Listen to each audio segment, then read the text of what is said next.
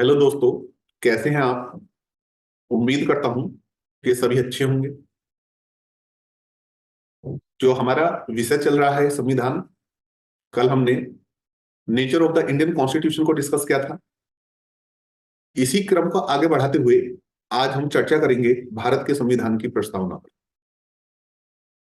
तो भारत के संविधान की प्रस्तावना क्या है, इस पर चर्चा करने से पहले हम ये जानने की कोशिश करेंगे कि आज का जो हमारा वीडियो है, उस वीडियो में प्रस्तावना को लेकर क्या क्या चर्चा होगी। सबसे पहले हम ये जानने की कोशिश करेंगे कि प्रस्तावना जो है वो होती क्या है, प्रस्तावना का मीनिंग क्या है, प्रियम्बल कहते किसे हैं। दूसरा, हम ये जानने की कोशिश करेंगे कि भारत के संविधान की प्रियम्बल क्या है, यानी कि भारत के संविधान की प्रस्तावना क्या है। साथ ही हम ये भी डिस्कस करेंगे कि whether the preamble is part of the constitution, क्या प्रस्तावना संविधान का भाग है। इसको भी हम विस्तार पूर्वक जो है इस पर चर्चा करेंगे।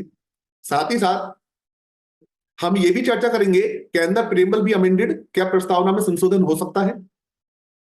हो सकता है तो कैसे होगा या नहीं हो सकता, इसको भी हम आगे चर्चा करेंगे। साथ ही साथ इस वीडियो में हम प्रस्तावना के रिगार्डिंग जो इंपॉर्टेंट पॉइंट्स हैं जो रिलेटेड टू प्रियम्बल हैं, उनको भी डिस्कस करेंगे, जो जनरली प्रीलिम्स के एग्जाम में मालूम किए जाते हैं और ये हर प्रतियोगी को जानना जरूरी है। और साथ ही साथ हम ये देखेंगे कि अभी भी प्रियम्बल के रिगार्डिंग पीएसजे में, एचजीएस में क्या क्या क्वेश्चंस आए हैं, वो कौन कौन से ऑब्जेक्टिव क्वेश्चन हैं, मल्टीपल चॉइस क्वेश्चन है, इनको भी आज हम यहाँ पर डिस्कस करेंगे। और साथ ही साथ हम ये भी जानने की कोशिश करेंगे कि प्रियम्बल से जो है मेंस के लिए क्या क्या क्वेश्चंस बन सकते हैं और वो कौन कौन से क्वेश्चंस बनते हैं, इन सारी चीजों को हम चर्चा करेंगे। सबसे पहले हम बात करते हैं प्रियम्बल के अर्थ की, यानी कि प्रस्तावना के अर्थ की। तो याद रखना, प्रस्तावना को उद्देशिका भी कहा जाता है, प्रियम्बल भी कहा जाता है। इंग्लिश में प्रियम्बल, हिंदी में प्रस्तावना या उद्देशिका जो है इसको कहते हैं। ये होती क्या है, ये समझना है। जब भी विधानमंडल कोई कानून बनाता है, मैं जनरली बता रहा हूं कि जब भी विधानमंडल कानून बनाता है तो उस कानून के बनाने के पीछे कोई ना कोई उद्देश्य जरूर होता है।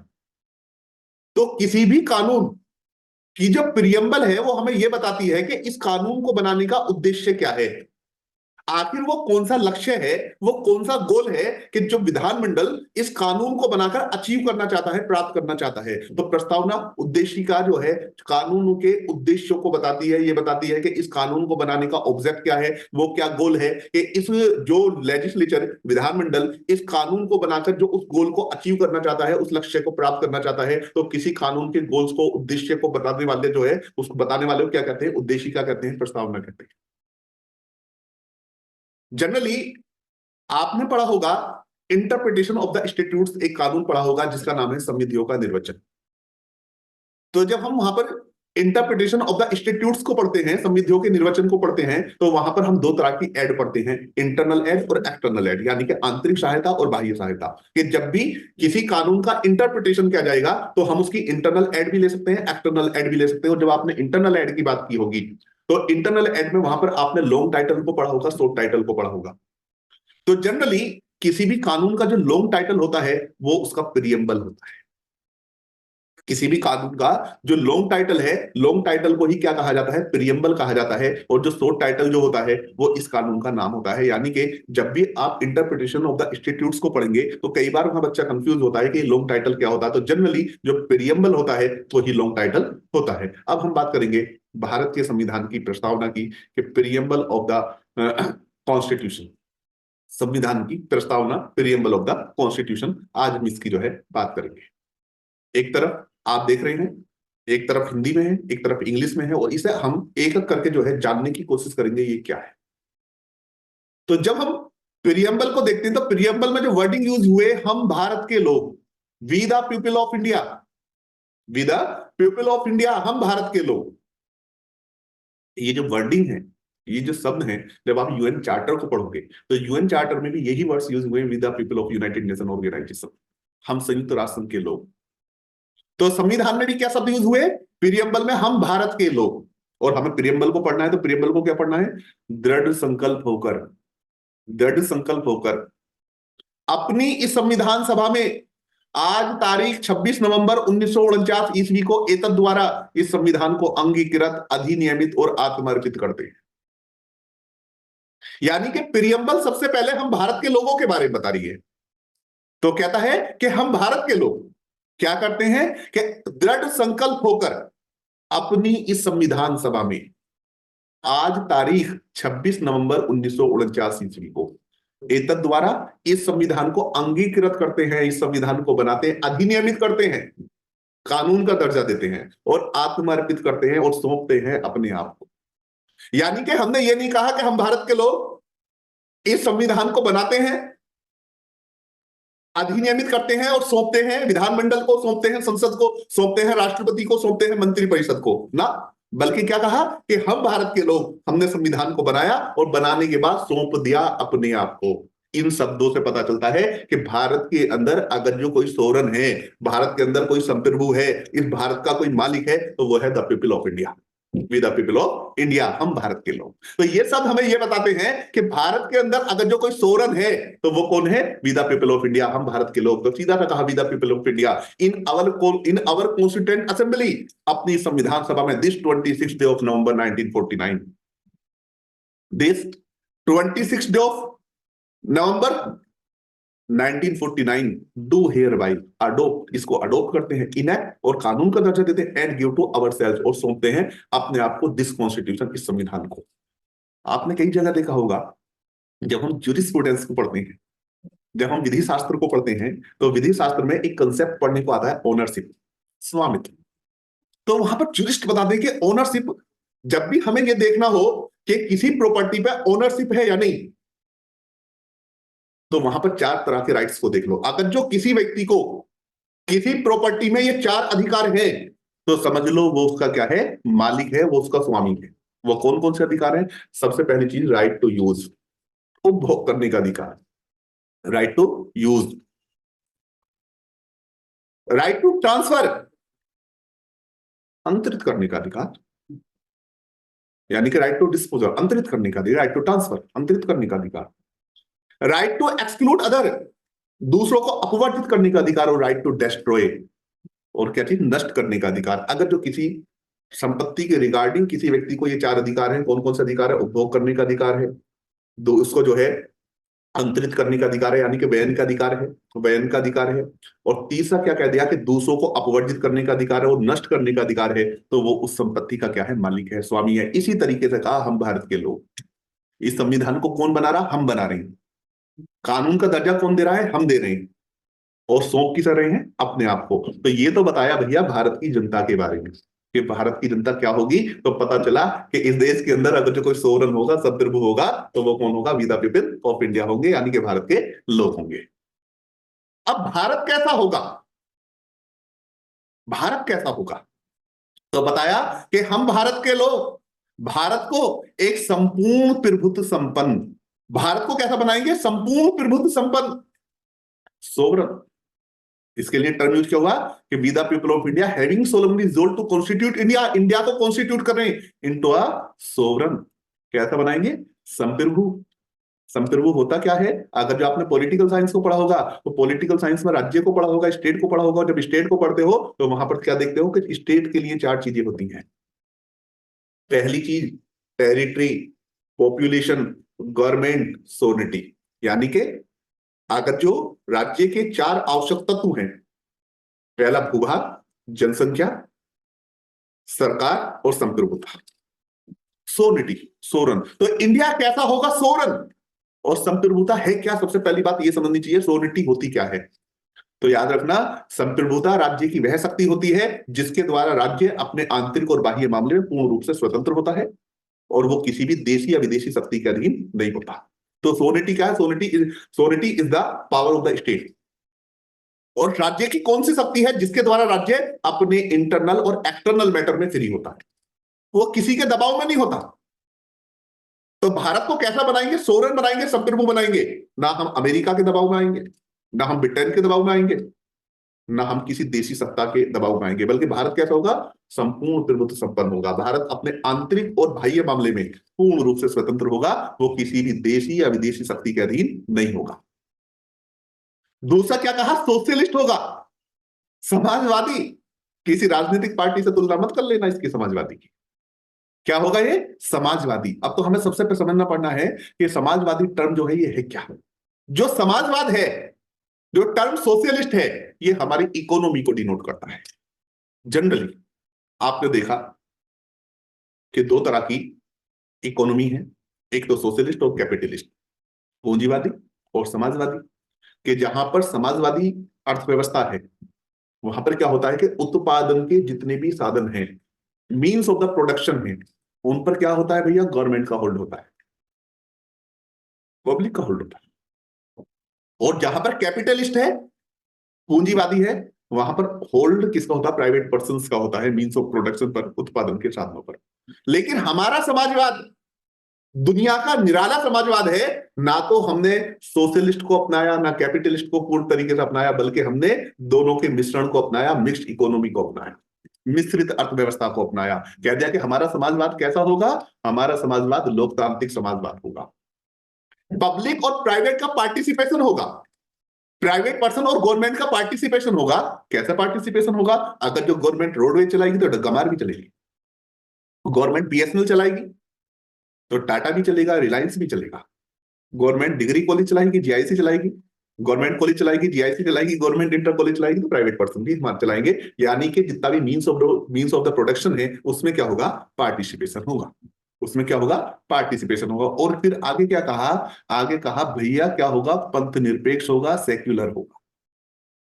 और जो सेक्युलर शब्द है, इसके लिए जब आप डिक्शनरी मीनिंग देखोगे तो वहां पर धर्मनिरपेक्ष भी लिखा हुआ होता है, धर्म। लेकिन हमारे संविधान नेताओं ने, जबकि सेक्युलर शब्द को जो है 42nd अमेंडमेंट के द्वारा ऐड किया गया है, लेकिन हमारे संविधान का हिंदी का जो पाठ देखोगे वहां पर धर्मनिरपेक्ष शब्द नहीं है, बल्कि पंथ निरपेक्ष शब्द है। कह दिया भारत कैसा होगा? सेक्युलर होगा। भारत का कोई पंथ नहीं होगा, भारत का कोई धर्म नहीं होगा। जैसे आप मुख्तलिफ देशों की, अलग अलग देशों की बात करो, आप कभी हम नेपाल की बात करते थे तो वहां पर भी एक अपना राज धर्म होता था जो हिंदू धर्म था। इसी तरह अगर पाकिस्तान की बात करो तो वहां पे भी एक राज धर्म है जो इस्लाम का। बल्कि यहां क्या कहा कि भारत का कोई धर्म नहीं होगा, धर्म नहीं कहा बल्कि पंथ कहा, कि भारत का कोई पंथ भी नहीं होगा, क्योंकि धर्मों के अंदर पंथ होते हैं।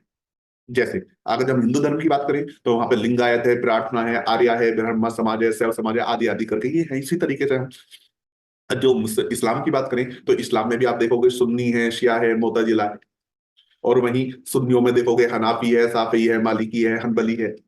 इसी तरह से आप शियाओं में चले जाओगे, अहमदिया है, जैदिया है, इतना हसारिया है। तो इतने सारे ये पंथ हैं। तो कह दिया भारत का कोई भी पंथ नहीं होगा, भारत कैसा होगा? पंथ निरपेक्ष होगा। तो क्या भैया भारत नास्तिक है? क्या भारत धर्मों के विरुद्ध है? क्या भारत जो है धर्मों को सपोर्ट नहीं करता? इसका क्या मतलब है कि भारत का जो है कोई धर्म नहीं होगा। तो इसी के लिए याद रखना, हमने पंथ निरपेक्ष को अपनाया। इसका मतलब कभी भी ये नहीं है कि भारत नास्तिक है, बल्कि क्या है कि all religion should enjoy the equal respect. ये सभी धर्म जो है इक्वल रेस्पेक्ट के साथ, यानी कि भारत के लिए सभी धर्म जो है समान होंगे। भारत सभी धर्मों के लोगों के साथ इक्वलिटी करेगा, भारत का जो है अपना कोई धर्म नहीं होगा। और इसीलिए एक केस आया SR Bombay versus union of India में, ये कहा गया कि secularism is the basic structure of the constitution. कि सेक्युलरिज्म को माना कि secularism is the part of the basic structure of the constitution. के संविधान जो पंथ निरपेक्षता है वो संविधान के आधारभूत ढांचे का भाग है। और इसी तरह से एक केस आया इन अरुणा राय वर्सेस यूनियन ऑफ इंडिया का केस आया 2002 का, इन अरुणा राय वर्सेस यूनियन ऑफ इंडिया का केस है। इसमें कहा गया कि the real meaning of secularism is सर्वधर्म संभव। कि पंथ निरपेक्षता का वास्तविक अर्थ है कि सभी धर्म संभव, यानी कि सभी धर्म जो है संभव है। यानी कि कहने का मतलब है कि equal treatment and respect for all religion, के सभी धर्मों के साथ इक्वल ट्रीट होगा, इक्वल रेस्पेक्ट के साथ उनके साथ जो है समानता का व्यवहार किया जाएगा। तो हमने देखा कि भारत कैसा होगा? संपूर्ण प्रभु संपन्न होगा, समाजवादी होगा, पंथ निरपेक्ष होगा, यानी कि सोवरन होगा, सोशलिस्ट होगा, सेक्युलर होगा, और क्या होगा? डेमोक्रेटिक होगा। जनता का शासन होगा। हर 5 साल बाद आम चुनाव होंगे, जनता वोट देगी, हर 5 साल में सरकार बदलेगी और जनता ही सरकार को चुनेगी। और इसके बाद क्या कहा? रिपब्लिक, यानी कि गणराज्य होगा। जो देश का प्रधान है वो वंशानुगत नहीं होगा, हायरार्की सिस्टम नहीं होगा यहां पर, बल्कि वो भी क्या होगा, जनता के बीच का होगा, उसका भी हर 5 साल के बाद चुनाव होगा। तो यहां पे हमें पता चला कि भारत कैसा होगा भैया, कि भारत के लिए कहा कि भारत संपूर्ण प्रभु संपन्न होगा, समाजवादी होगा, पंथ निरपेक्ष होगा, लोकतंत्रात्मक होगा और गणराज्य होगा। तो ऐसा तो बनाएंगे भारत को तथा उसके समस्त नागरिकों को, तथा उसके समस्त नागरिकों को, and to secure to all its citizen, और उसके समस्त नागरिकों को क्या होगा, जस्टिस होगा। कौन सा जस्टिस होगा, सामाजिक, यानी कि सोशल जस्टिस होगा। सोशल जस्टिस, अब किसी के साथ छुआछूत नहीं की जाएगी, किसी के साथ ऊंच नीच नहीं की जाएगी, अब किसी को आप नीचा नहीं समझोगे, जाति के आधार पे, धर्म के आधार पे किसी के साथ भी कोई भेदभाव नहीं होगा, बल्कि सोशल जस्टिस होगा, सामाजिक न्याय होगा, समाज में सभी लोग जो है बराबर होंगे। और कैसा होगा, इकोनॉमिक जस्टिस होगा। जस्टिस कौन सा होगा, सोशल होगा और इकोनॉमिक होगा, यानी कि अब जो है कोई भी प्रोफेशन जो है कास्ट के आधार पर नहीं होगा, बल्कि हर व्यक्ति के साथ न्याय होगा। हर व्यक्ति को यह अधिकार है, वो जो चाहे कोई भी काम करे, कोई भी प्रोफेशन करे, सबके साथ जो है आर्थिक न्याय होगा और राजनीतिक न्याय, और राजनीति पॉलिटिकल होगा, हर पॉलिटिकल जस्टिस होगा। हर व्यक्ति को अधिकार होगा, क्या चीज का अधिकार होगा भैया, उसको चुनाव में खड़े होने का अधिकार होगा, उसे राइट टू वोट होगा, ये सारी चीजें होंगी, उसको अपनी बात रखने का अधिकार होगा। तो कहा कि न्याय होगा, कौन सा न्याय होगा, सामाजिक होगा, आर्थिक होगा और राजनीतिक न्याय होगा, यानी कि justice social economic and political होगा। और क्या होगा, लिबर्टी होगी, आजादी मिलेगी, स्वतंत्रता मिलेगी, काय की, विचारों की। हर व्यक्ति को अपने विचारों को अभिव्यक्त करने की आजादी हो, है ना। लिबर्टी ऑफ थॉट्स एक्सप्रेशन, यानी कि जो हमारे थॉट्स हैं, हमारे विचार हैं, उनको एक्सप्रेस करने की आजादी होगी, उनको अभिव्यक्त करने की स्वतंत्रता होगी। क्या होगा, ये स्वतंत्रता होगी हमें, काय की, विचारों को अभिव्यक्त करने की। और क्या होगी, विश्वास करने की स्वतंत्रता होगी, किसी भी धर्म में और किसी भी उपासना में। कहता है कि liberty of thoughts expression, belief, faith and worship, कि हर व्यक्ति को आजादी है कि वो किसी भी रिलीजन में बिलीव कर सकता है, फेथ कर सकता है, और वर्शिप, किसी भी पूजा में, किसी भी उपासना में, जिसका दिल चाहे नमाज पढ़े, जिसका दिल चाहे मंदिर में पूजा करे, जिसका दिल चाहे गिरजाघर में जाए, जिसका दिल चाहे कोई से भी धर्म को अडॉप्ट करे, ये सबको जो है क्या होगी, आजादी होगी। और क्या कहा कि इक्वालिटी होगी। इक्वालिटी क्या होगी, इक्वालिटी ऑफ स्टेटस, सभी का स्तर जो है, स्टेटस जो है वो क्या होगी, सभी की प्रतिष्ठा जो होगी भैया समान होगी। Equality of status and of opportunity and promote among equality of status and of opportunity and to promote among them all, यानी कि कह दिया कि प्रतिष्ठा और अवसर की समता प्राप्त कराने के लिए। और फिर क्या कहता है कि सभी को जो होगा, सबका स्टेटस जो है, सबकी प्रतिष्ठा जो होगी वो समान होगी, और सबको अवसर जो मिलेंगे वो भी समान मिलेंगे। और क्या, इसके बाद क्या कहा, तथा उन सब में व्यक्ति की गरिमा और राष्ट्र की एकता और अखंडता सुनिश्चित करने वाली बंधुता बढ़ाने के लिए। तथा उन सब में क्या, व्यक्ति की गरिमा, व्यक्ति की डिग्निटी बनी रहे, व्यक्ति की गरिमा और राष्ट्र की एकता और अखंडता, राष्ट्र की एकता और अखंडता सुनिश्चित करने वाली बंधुता बढ़ाने के लिए, यानी कि हम एक ऐसा भाईचारा बढ़ाएंगे। कहता है कि fraternity assuring the dignity of the individual and the unity and the integrity of the nation.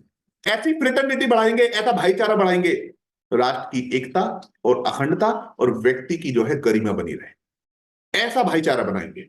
और फिर क्या कहा कि दृढ़ संकल्प होकर अपनी संविधान सभा में आज तारीख 26 नवंबर 1949 ईस्वी को एतद द्वारा इस संविधान को अंगीकृत, अधिनियमित और समर्पित करते हैं। जनरली ये है प्रियम्बल। अब हम बात करते हैं कि क्या प्रियम्बल जो है, whether the preamble is part of the constitution, कि क्या प्रस्तावना जो है, उद्देशिका जो है वो संविधान का भाग है। ये क्वेश्चन सबसे पहले 1960 में आया, एक केस जिसका नाम है रिबेरो बारी union and exchange of enclave case है, AIR 1960 का केस है। इसमें यह क्वेश्चन आया कि क्या प्रियम्बल जो है, प्रियम्बल ऑफ द कॉन्स्टिट्यूशन, क्या ये संविधान का भाग है। तो इसमें सुप्रीम कोर्ट ने कहा कि प्रस्तावना जो है वो संविधान का भाग नहीं है, प्रस्तावना जो है संविधान का भाग नहीं है। The preamble is not a part of the constitution, की प्रस्तावना को संविधान का भाग मानने से इंकार कर दिया इसी केस में। और इसमें यह कहा कि प्रस्तावना तो सिर्फ जो संविधान नेता है, कॉन्स्टिट्यूशनल मेकर है, उनके मस्तिष्क को खोलने की कुंजी है, ये संविधान का भाग नहीं है। ये कौन से केस में कहा, ये रिबेरो बारी के केस में जो है ये वाली बात को कह दी गई, और ये केस आया 1960 में। इसके बाद दूसरा केस आया, Keshavananda Bharati versus state of Kerala, ये 1973 में आया। और इस केस में क्या हुआ कि सुप्रीम कोर्ट ने अपने जो पहला डिसीजन है जो रिबेरो बारी के केस में दिया था, उसको ओवररूल कर दिया, उसको उलट दिया, और ये कहा कि प्रस्तावना जो है संविधान का भाग है, the preamble is a part of the constitution, संविधान का भाग है। यानी कि रिबेरो वाली के केस में ये कहा कि प्रियम्बल जो है कॉन्स्टिट्यूशन का पार्ट नहीं है, और Keshavananda Bharati versus state of Kerala में क्या कहा कि प्रियम्बल जो है वो संविधान का भाग है। इसी के साथ 2006 में एक केस और आया, Kuldip Nayar versus union of India, इसमें भी प्रियम्बल को जो है डिस्कस किया गया, और इसमें फिर ये कहा गया कि preamble is the part of the constitution, की प्रस्तावना जो है वो संविधान का भाग है। इसी के बाद फिर 2009 में फिर प्रियम्बल को डिस्कस किया गया, और 2009 में केस आया R K Anand versus registrar Delhi high court, 2009 का सुप्रीम कोर्ट का केस है, और इसमें फिर प्रियम्बल की जब बात की गई तो इसमें भी यही कहा गया कि preamble is the part of the constitution, की प्रस्तावना जो है संविधान का भाग है।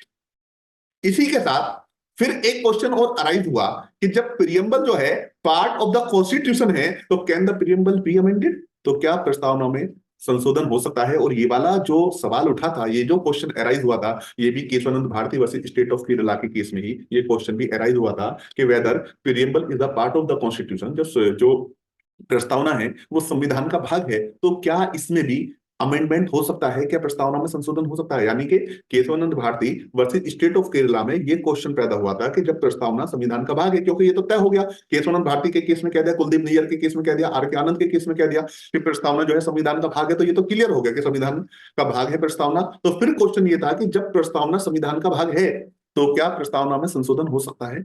सुप्रीम कोर्ट ने कहा कि हाँ, प्रस्तावना जो है संविधान का भाग है, इसमें संशोधन किया जा सकता है, लेकिन इस संविधान की प्रस्तावना में तो संशोधन किया जा सकता है, लेकिन प्रस्तावना के उस भाग में संशोधन नहीं किया जा सकता जो आधारभूत ढांचे से संबंधित है।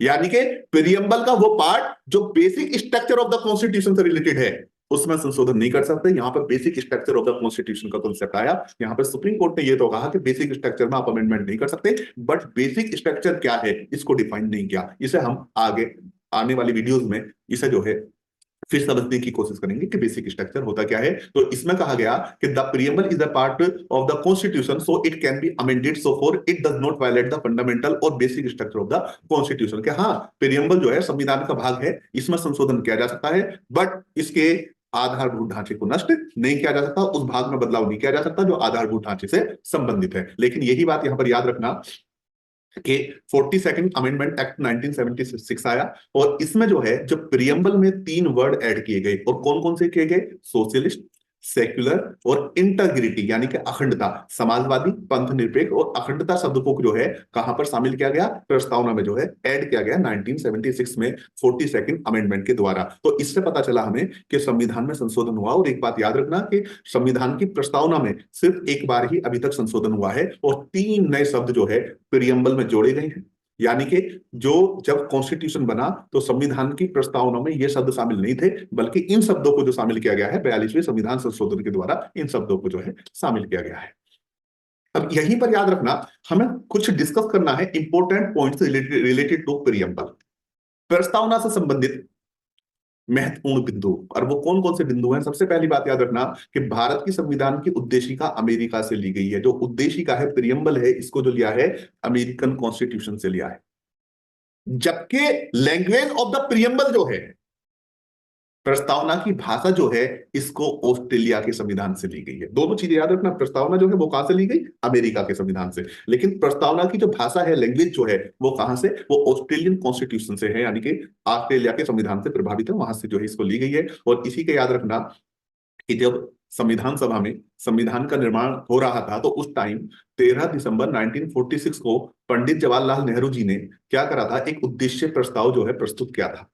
और जो ये उद्देश्य प्रस्ताव था, इसको 13 दिसंबर 1946 को पंडित जवाहरलाल नेहरू साहब ने संविधान सभा के सामने प्रस्तुत किया था। और इस उद्देश्य प्रस्ताव को जो है 22 जनवरी 1947 को जो है पास कर दिया गया था, कि जो पंडित जवाहरलाल नेहरू साहब ने जो उद्देश्य प्रस्ताव जो है पेश किया था 13 दिसंबर 1946 को, तो इसको 22 जनवरी 1947 को संविधान सभा ने कुछ परिवर्तनों के साथ उसमें अमेंडमेंट करते हुए उसको जो है पास कर दिया था। और ये जो है, जो पंडित जवाहरलाल नेहरू साहब ने जो उद्देश्य प्रस्ताव पेश किया था, ये उद्देश्य प्रस्ताव ही वर्तमान में हमारी उद्देशिका है। इस बात को जो है याद रखना। और याद रखना कि उद्देशिका में अब तक केवल एक बार ही संशोधन हुआ है, और ये क्वेश्चन प्रीलिम्स में आया भी है। इसी के साथ हम थोड़ा सा डिस्कस कर लेते हैं कि उद्देशिका के बारे में, प्रियम्बल के बारे में, जो हमारे स्कॉलर हैं, जस्टिस हैं, न्यायाधीश हैं, उनके क्या विचार हैं, उनकी क्या ओपिनियन है। तो सबसे पहली बात हम बात करते हैं पंडित जवाहरलाल नेहरू साहब की। इन्होंने कहा कि उद्देशिका जो है वो संविधान की जो है आत्मा है, सोल ऑफ द कॉन्स्टिट्यूशन है। संविधान की आत्मा कहा, उद्देशिका को। बार बार ये क्वेश्चन आता है कि उद्देशिका को संविधान की आत्मा किसने कहा? Who said that preamble is the soul of the constitution. यानी कि ये किसने कहा कि प्रस्तावना जो है, उद्देशिका जो है वो क्या है? संविधान की आत्मा है। इसी के साथ हम बात करते हैं जस्टिस हिदायतुल्लाह साहब की। तो जस्टिस हिदायतुल्लाह साहब ने कहा कि प्रस्तावना संविधान की आत्मा है, शाश्वत और अटल है। कई बार क्वेश्चन आ जाता है कि किसने कहा कि प्रस्तावना जो है संविधान की आत्मा है, सोल ऑफ द कॉन्स्टिट्यूशन है, हु सेड दैट, ये किसने कहा? तो दोनों ऑप्शन दे देगा, पंडित जवाहरलाल नेहरू भी और जस्टिस हिदायतुल्लाह भी, और वहां पर दे देगा ए एंड बी। तो दोनों ऑप्शन जो है सी ही सही होगा, ए एंड बी दोनों सही है, क्योंकि जस्टिस हिदायतुल्लाह साहब ने भी कहा है और पंडित जवाहरलाल नेहरू साहब ने भी बात क्या है। तो आज हम आगे हम बात करते हैं ठाकुर दास भार्गव साहब की। इन्होंने कहा कि उद्देशिका संविधान की आत्मा तथा कुंजी है। समझ लें, उद्देशिका को संविधान की आत्मा किसने कहा? जवाहरलाल नेहरू साहब ने। जस्टिस हिदायतुल्लाह साहब ने क्या कहा? कि संविधान की आत्मा है, शाश्वत है और अटल है। और दास भार्गव साहब ने क्या कहा? कि उद्देशिका संविधान की आत्मा तथा कुंजी है। और वहीं हम बात करें जस्टिस सुब्बा राव साहब की। जस्टिस सुब्बा राव साहब ने कहा कि उद्देशिका संविधान के लक्ष्य और उसके आदर्शों का संक्षिप्त वर्णन है, उसका शॉर्ट में वर्णन है। यानी कि उद्देशिका से हमें यह पता चलता है कि हमारे संविधान का लक्ष्य क्या है, हमारे संविधान के आइडल्स क्या हैं, आदर्श क्या हैं, उन चीजों को बताता है कौन? प्रियम्बल। और वहीं पर एक के एम मुंशी साहब की अगर हम बात करें तो इन्होंने कहा ये राजनीतिक जन्म कुंडली है। बार बार क्वेश्चन पूछा जाता है कि प्रियम्बल को किसने राजनीतिक जन्म कुंडली कहा? तो वो के एम मुंशी साहब ने कहा। ये वाली बात जो है याद रखना। अब हम आज देखेंगे जो मैंने यहाँ पर क्वेश्चंस दिए हैं, क्वेश्चंस हैं ये वो क्वेश्चंस हैं जो प्रीलिम्स एग्जाम में आए हुए हैं अलग अलग स्टेट्स में, बिहार में, मध्य प्रदेश में, उत्तराखंड में, उत्तर प्रदेश में। तो ये क्वेश्चंस जो है मालूम किए गए हैं। तो पहला क्वेश्चन आता है कि निम्नलिखित में से किसने, किस मामले में जस्टिस हिदायतुल्लाह ने कहा कि प्रस्तावना संविधान की आत्मा है, शाश्वत और अटल है? भैया उस केस का नाम पूछ लिया। तो याद रखना ये वाली बात जो कही गई थी, ये कही गई थी गोलकनाथ के केस में। जस्टिस सुब्बा राव साहब ने कहा था कि प्रस्तावना जो है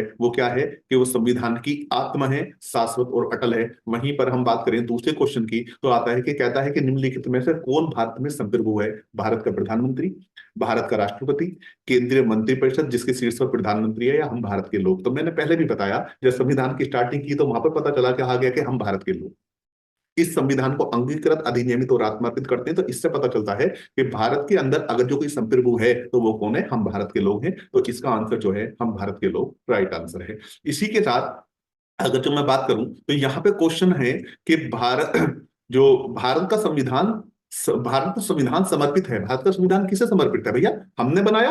किसने संविधान बनाया? हमने बनाया। अपने आप को सौंप दिया। तो किसके लिए समर्पित है? भारत के लोगों को। तो यहाँ पे क्वेश्चन है संविधान सभा को, संसद को, संपूर्ण मानव समाज को? नहीं भैया, भारत के लोगों को, क्योंकि वहां साफ लिखा है कि हम भारत के लोग। इसी के साथ कहा कि जो ये क्वेश्चन है, क्वेश्चन नंबर 4, इसमें एक करेक्शन है। यहां पर जो भाई ने टाइप किया था तो उन्होंने से वो हो गया है। तो इसमें जो है, इसमें कहा कि निम्नलिखित में से कौन सा कथन सत्य है? सत्य नहीं बल्कि असत्य है, यानी कि कौन सा गलत है। तो कहा कि उद्देशिका संविधान निर्माताओं के विचारों को जानने की कुंजी है। सही है। उद्देशिका जनता के आदर्शों, आशाओं, निष्ठाओं और आकांक्षाओं को सम्मिलित करती है। सही है। उद्देशिका संविधान निर्माताओं के आशय एवं संविधान के उद्देश्य को सम्मिलित करती है। संविधान की उद्देशिका का कोई महत्व नहीं है, यह संविधान के परिचय से अधिक कुछ नहीं है। ऐसी बात नहीं है, संविधान के उद्देशिका अपने आप में काफी इंपोर्टेंस रखती है। तो इसका जो गलत आंसर है, यानी कि इसमें जो गलत है वो डी है। तो इसका आंसर डी होगा। लेकिन इस बात को याद रखना कि यहाँ पर मिस्टेक है, ये असत्य है, जबकि ये सत्य कर दिया है, ये मिस्टेक है। ये जो है इसमें जो है टाइपिंग मिस्टेक है। इसके बाद कहा कि भारत के संविधान की प्रस्तावना में भारत के लोगों ने भारत को बनाने के लिए संकल्प लिया है। यानी कि यहाँ पे जो नंबरिंग है वो दी गई है और इसमें जानने की कोशिश की गई है कि कौन सा नंबर सही है। तो पहले कहा प्रभुता संपन्न लोकतंत्रात्मक गणराज्य, प्रभुता संपन्न समाजवादी लोकतंत्रात्मक गणराज्य, प्रभुता संपन्न समाजवादी पंथ निरपेक्ष लोकतंत्रात्मक गणराज्य, प्रभुता संपन्न पंथ निरपेक्ष लोकतंत्रात्मक गणराज्य। तो इसका आंसर सी सही है, क्योंकि जब हम सीरीज को देखते हैं तो वहां पर क्या गया है कि भारत कैसा होगा? सोरन होगा, सोशलिस्ट होगा, सेक्युलर होगा, डेमोक्रेटिक होगा और रिपब्लिक होगा। तो इसका करेक्ट आंसर जो है वो भैया सी है। इसी के साथ साथ जब हम बात करेंगे तो यहां पर कहा कि न्याय, सामाजिक, आर्थिक और राजनीतिक शब्दों का प्रयोग संविधान में हुआ है कि सामाजिक, आर्थिक और राजनीतिक न्याय शब्दों का प्रयोग कहां पर हुआ है? उद्देशिका में हुआ है, मौलिक अधिकार में हुआ है, राज्य की नीति के निर्देशक तत्वों में हुआ है, या उद्देशिका और राज्य की नीति के निर्देशक सिद्धांतों में। तो याद रखना, जब हम सामाजिक, आर्थिक और राजनीतिक न्याय की बात करेंगे तो ये प्रियम्बल में भी यूज हुआ है और ये direct principles of the state policy में भी है। तो इसका आंसर जो है, राइट आंसर भैया क्या होगा? डी होगा। इसी के साथ हम देखते हैं कि संविधान की उद्देशिका में निम्न की स्वतंत्रता प्रतिभूत नहीं करती, यानी कि वो भारत के संविधान की प्रस्तावना जो है इनमें से कौन सी स्वतंत्रता की गारंटी नहीं देती? अवसर की, विचार की, धर्म की, या विश्वास की? तो हम जब पढ़ते हैं, जब हमने सामाजिक, आर्थिक, राजनीतिक न्याय की बात करी, क्या है? विचार, अभिव्यक्ति, विश्वास, धर्म और उपासना की स्वतंत्रता। काय की होगी? विचार की होगी, अभिव्यक्ति की होगी, विश्वास की होगी, धर्म की होगी और उपासना की होगी। लेकिन अवसर की स्वतंत्रता की बात जो है प्रियम्बल नहीं करती, बल्कि अवसर की जो समानता जो मिलेगी वो आर्टिकल 16 में मिलेगी, ये वाली बात नहीं। तो इसका करेक्ट आंसर जो है वो भैया ए है, यानी कि क्या जो है इसका आंसर सही है।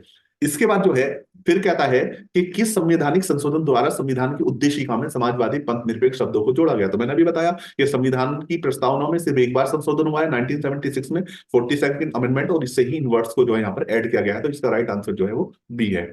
इसी के साथ कहा कि भारत के संविधान की प्रस्तावना में समाजवादी और पंथ निरपेक्ष शब्द अंत स्थापित किए गए, तो भैया 42nd अमेंडमेंट के द्वारा किए गए। तो आप देखो ये अलग अलग स्टेट में क्वेश्चन आए हुए, किस हिसाब से क्वेश्चन को घुमाया जा रहा। तो इसका करेक्ट आंसर जो है वो सी है, यानी कि गए है। इसी के साथ कहा कि भारत के संविधान की प्रस्तावना में अब तक कितनी बार संशोधन किया गया? मैंने अभी आपको बताया कि सिर्फ एक बार संशोधन हुआ है। तो इसका आंसर जो है, आंसर डी अपने आप में सही है। इसके बाद क्वेश्चन नंबर 11 में कहता है कि संविधान की प्रस्तावना की शब्दावली संप्रभुता संपन्न प्रजातांत्रिक गणराज्य को संप्रभुता संपन्न समाजवादी धर्मनिरपेक्ष यानी कि प्रजातांत्रिक गणराज्य से प्रतिस्थापित किया गया। तो 42वें संविधान संशोधन के द्वारा किया गया, क्योंकि समाजवादी भी और पंथ निरपेक्ष शब्द भी कब जोड़े गए? 42वें संविधान संशोधन के द्वारा जो है जोड़े गए। तो इसका आंसर भी सी है। और फिर कहा कि राष्ट्र की एकता और अखंडता शब्दों का समावेश भारत के संविधान की उद्देशिका में किस संशोधन के माध्यम से हुआ? तो भैया प्रस्तावना में जब भी संशोधन की बात होगी तो 42वां संविधान संशोधन है, क्योंकि एक बार ही अभी तक संशोधन हुआ है। इसी के साथ इसमें कहा कि निम्न में से किस प्रकरण में यह निर्धारित किया गया कि भारतीय संविधान की प्रस्तावना संविधान का हिस्सा होने से संशोधन योग्य है? तो अभी मैंने डिस्कस किया था कि जब पहले तो ये क्वेश्चन हुआ कि संविधान जो प्रस्तावना है वो संविधान का भाग है, रिबेरुवारी ने मना कर दिया, लेकिन केशवानंद भारती के केस में कहा कि हाँ है। इसी के साथ जो आर के आनंद के केस में कहा, कुलदीप नैयर के केस में कहा। तो और फिर यही वाला क्वेश्चन पैदा हुआ कि जब प्रस्तावना संविधान का भाग है तो केस में संशोधन हो सकता है। ये क्वेश्चन कहां पैदा हुआ था? केशवानंद भारती के केस में हुआ था। तो इसका राइट आंसर जो है भैया वो बी है, बी इसका राइट आंसर है। इसी के साथ हम करें, कहा कि निम्नलिखित में से किसने कहा कि प्रस्तावना संविधान की मूल विशेषता का एक प्रतीक है? तो ये वाली बात जस्टिस मुधोलकर साहब ने कही थी। इसी के साथ कहता है कि गोलकनाथ बनाम पंजाब राज्य के बाद में यह अभिनिर्णित किया गया कि हमारे संविधान की उद्देशिका संविधान के आदर्शों एवं आकांक्षाओं का उल्लेख करती है। इस बात के न्यायाधिपति कौन थे? तो याद रखना, इसमें जो न्यायाधिपति थे, चीफ जस्टिस थे, वो जस्टिस सुब्बा राव थे।